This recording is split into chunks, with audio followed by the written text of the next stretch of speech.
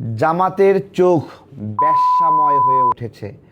যেদিকেই তাকাই চোখ খুললে ওই যে একটা বেশ্যা, ওই যে একটা বেশ্যা, ওই যে একটা বেশ্যা।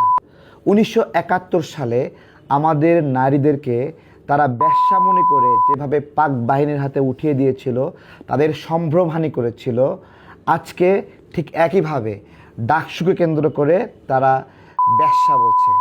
এবং এর আগে একদিন আমরা দেখলাম একজন নারীকে জামাত কর্মী লাথি মারছে কোমর বরাবর, পেট বরাবর।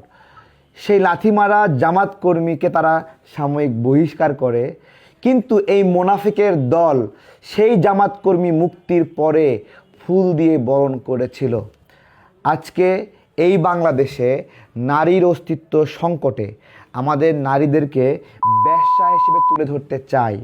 আজকে আপনাদেরকে একটা কথা বলি, জামাত বলছে আমেরিকার সঙ্গে তাদের ভালো সম্পর্ক এবং তারা নিজেরা আগ্রহী হয়ে বলছে আমেরিকাও চায় জামাত ক্ষমতায় আসুক। এখন আমেরিকা কবে থেকে জামাতকে ভালোবাসে? আমেরিকা জামাতের সেই সহযোগী যেদিন বাংলাদেশের নাগরিকদেরকে জামাত রাজাকার আল বদররা ধরে ধরে হত্যা করছিল আর আমাদের মা বোনদেরকে ধর্ষণ করছিল, সেই দিনেও আমেরিকা এবং জামাত সহযোগী ছিল।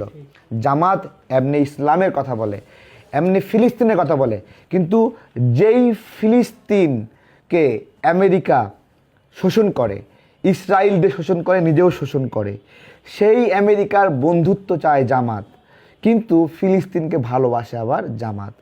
একটা প্রশ্ন করি, বড় লোকের হাতে ধর্ষিত হতে আরাম লাগে নাকি? আর গরিবের হাতে ধর্ষিত হলে ইজ্জত যায়। জামাত শুধুমাত্র আমেরিকার দ্বারা ধর্ষিত হতে চায় না, জামাত ভারতের দ্বারাও ধর্ষিত হতে চায়। ভারতের সঙ্গে বন্ধুত্ব চায়, তাদের সঙ্গে শত্রুতা চায় না। এই বিষয়গুলো 28 আগস্ট নাকে খত দিয়ে তারা বলেছে।